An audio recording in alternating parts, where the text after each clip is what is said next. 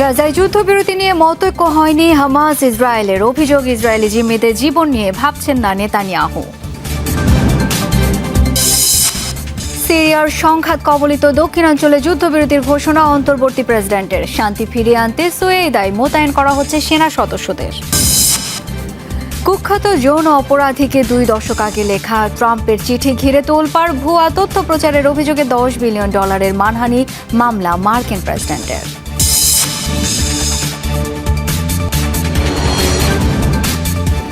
এতক্ষণ শিরোনাম দেখছিলেন, আপনাদের সাথে আছি আমি শাওন দত্ত। হামাস গাজায় স্থায়ী যুদ্ধবিরতির দাবি করলেও তা পুরোপুরি নাকচ করে দিয়েছে ইসরায়েল। তবে 60 দিনের সাময়িক যুদ্ধবিরতি নিয়ে এখনও আশাবাদী মার্কিন প্রেসিডেন্ট ডোনাল্ড ট্রাম্প। যখন তখন বোমা বিস্ফোরণ আর মৃত্যুর মুখে ছুটে চলা গাজার প্রতিটি শিশুর প্রতিদিনের বাস্তবতা। এলোপাথারি এই ছুটে চলার শেষ কোথায় কেউ জানে না। পরিপূর্ণ সংঘাত বন্ধ লাখ লাখ নিপীড়িত গাজাবাসীর স্বপ্ন। গত 21 মাস ধরে যুক্তরাষ্ট্র, কাতার, মিশরের মধ্যস্থতায় ধাপে ধাপে হয়েছে ইসরায়েল হামাস যুদ্ধবিরতি আলোচনা, কিন্তু এখনও নেই আশার আলো। তবে হামাসের দাবি পূর্ণাঙ্গ ও স্থায়ী যুদ্ধবিরতি, বিনিময়ে মুক্তি পাবে সব জিম্মি। বহু দর কষাকষির পর সে প্রস্তাব প্রত্যাখ্যান করেছে তেল আবিব। আমরা একাধিকবার একটি পূর্ণাঙ্গ চুক্তির প্রস্তাব দিয়েছি, যার মাধ্যমে একসাথে সব বন্দীকে মুক্তি দেওয়া হতো, কিন্তু যুদ্ধাপরাধী নেতানিয়াহু ও তার কট্টরপন্থী জায়নিস্ট মন্ত্রিসভা এই প্রস্তাব প্রত্যাখ্যান করেছে। হামাসের হাতে এখনো জিম্মি জীবিত ও মৃত 50 ইসরায়েলি, যাদের মধ্যে 20 জন জীবিত বলে ধারণা করা হচ্ছে। ইসরায়েলি প্রশাসনের এসব জিম্মিদের প্রতি কোনো আন্তরিক উদ্বেগ নেই, কারণ তারা সেনা সদস্য।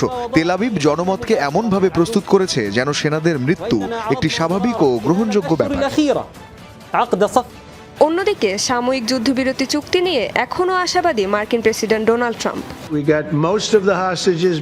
আমরা এর মধ্যে অধিকাংশ ইসরায়েলি জিম্মিকে ফিরিয়ে এনেছি, আরও 10 জনকে দ্রুতই ফিরিয়ে আনা হবে। আশা করছি পুরো বিষয়টা খুব দ্রুত শেষ করতে পারবো। দুপক্ষের দাবি দেওয়ার দোলাচলে কবে এই নিপীড়নের অবসান হবে তা নিয়ে রয়েই যাচ্ছে ঘোর অনিশ্চয়তা। ইসরায়েলি আগ্রাসনে মৃত্যু পুড়ে গাজা উপত্যকা। শনিবার ভোর থেকে চালানো হামলায় প্রাণ হারিয়েছে কমপক্ষে 41 ফিলিস্তিনি। দুমুঠো খাবারের আশায় ত্রাণ সংগ্রহ করতে আসা মানুষের উপর হয়েছে এলোপাতাড়ি গুলিবর্ষণ। এতে মারা যায় অন্তত 10 জন। বাস্তুচ্যুতদের আশ্রয় দেয়া একটি বাড়ি ও স্কুল টার্গেট করে হয় বিমান হামলা। গাজার স্বাস্থ্য মন্ত্রণালয় জানিয়েছে 21 মাস ধরে চলা আগ্রাসনে প্রাণ হারিয়েছে প্রায় 59,000 ফিলিস্তিনি। সিরিয়ার সংঘাত কবলিত দক্ষিণাঞ্চলে যুদ্ধবিরতির ঘোষণা দিয়েছেন অন্তর্বর্তী প্রেসিডেন্ট আহমেদ আল শারা। টেলিভিশনে দেয়া ভাষণে বিবদমান দ্রুজ ও বেদুইন সম্প্রদায়কে রাষ্ট্রীয় আদেশ মেনে সংঘাত বন্ধের আহ্বান জানান তিনি। সিরিয়ার দক্ষিণাঞ্চলে শুক্রবারও হয় ব্যাপক সংঘর্ষ। বৃহস্পতিবার পরিস্থিতি কিছুটা শান্ত থাকার পর এদিন আবারও রক্তক্ষয়ী সংঘাতে জড়ায় দ্রুজ মিলিশিয়া ও বেদুইনরা। তুরস্ক, জর্ডান ও অন্যান্য প্রতিবেশী দেশগুলো সমর্থন দিয়েছে চুক্তিতে। মার্কিন প্রতিনিধির এ ঘোষণার কয়েক ঘন্টা পর নীরবতা ভেঙে টেলিভিশনে ভাষণ দেন সিরিয়ার অন্তর্বর্তী প্রেসিডেন্ট আহমেদ আল শারা। আমরা আমাদের ক্ষুদ্র নৃগোষ্ঠীকে আহ্বান জানাবো, আপনারা যুদ্ধবিরতির প্রতি সম্মান দেখিয়ে রাষ্ট্রের আদেশ মেনে চলে সংঘাত বন্ধ করুন। সবাইকে বুঝতে হবে, সিরিয়া এখন যে পরিস্থিতির মধ্য দিয়ে যাচ্ছে তা কাটিয়ে উঠতে সবার ঐক্য ও সহযোগিতা প্রয়োজন। শারার দাবি, উত্তপ্ত পরিস্থিতি নিয়ন্ত্রণে সরকারের হস্তক্ষেপের আহ্বান জানিয়েছে আন্তর্জাতিক মহল, আর তাই দক্ষিণাঞ্চলে শান্তি ও স্থিতিশীলতা নিশ্চিতে মোতায়েন করা হচ্ছে সামরিক বাহিনীর সদস্যদের। পাল্টাপাল্টি অপহরণের অভিযোগে গত রোববার সিরিয়ার দক্ষিণাঞ্চলে দ্রুজ ও বেদুইনদের মধ্যে শুরু হয় রক্তক্ষয়ী সংঘর্ষ। পরে যাতে জড়িয়ে পড়ে সিরিয়ার সামরিক বাহিনী। দ্রুজদের রক্ষার অজুহাতে রাজধানী দামেস্ক সহ বিভিন্ন অঞ্চলে ভয়াবহ হামলা চালায় ইসরায়েলও। পরে গত বুধবার অঞ্চলটি থেকে সেনা সরিয়ে নেওয়ার সিদ্ধান্ত নেয় সিরীয় সরকার। মোস্তফা মাহমুদ, যমুনা নিউজ। দখলকৃত পশ্চিম তীরে এক রাতে অন্তত 117 ভেড়া হত্যার অভিযোগ উঠেছে ইসরায়েলি দখলদারদের বিরুদ্ধে। পাশাপাশি দখলদারদের বিরুদ্ধে শতাধিক গবাদি পশু চুরির অভিযোগ তুলেছে ফিলিস্তিনের বেদুইন সম্প্রদায়ের মানুষেরা। পশ্চিম তীর থেকে ফিলিস্তিনি কৃষক ও খামারি হটাতে এই হামলা চালানো হয়েছে বলে ধারণা করা হয়।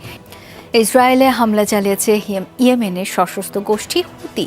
শুক্রবার রাতে তেল আবিবে ব্যালিস্টিক ক্ষেপণাস্ত্র নিক্ষেপ করা হয়, তবে বিমান প্রতিরক্ষা ব্যবস্থার মাধ্যমে তা প্রতিহতের দাবি করে নেতানিয়াহু বাহিনী। এই হামলায় কোনো হতাহত বা ক্ষয়ক্ষতির খবর পাওয়া যায়নি, তবে হামলার সময় কেন্দ্রীয় ইসরায়েল ও জেরুজালেম এলাকায় বাজানো হয় সতর্কতামূলক সাইরেন। হামলার দায় স্বীকার করেছে ইরান সমর্থিত গোষ্ঠীটি। তারা জানায় তেল আবিবের বেন গোরিয়ন বিমানবন্দর লক্ষ্য করেই চালানো হয় আক্রমণ।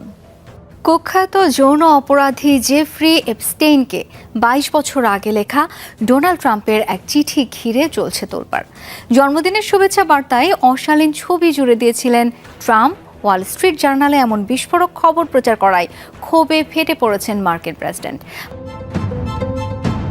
যৌন নিপীড়নকারী হিসেবে যুক্তরাষ্ট্রে কুখ্যাত এক নাম জেফ্রি এপস্টেইন। তার সাথে ডোনাল্ড ট্রাম্পের সখ্যতার ইতিহাস বেশ পুরনো।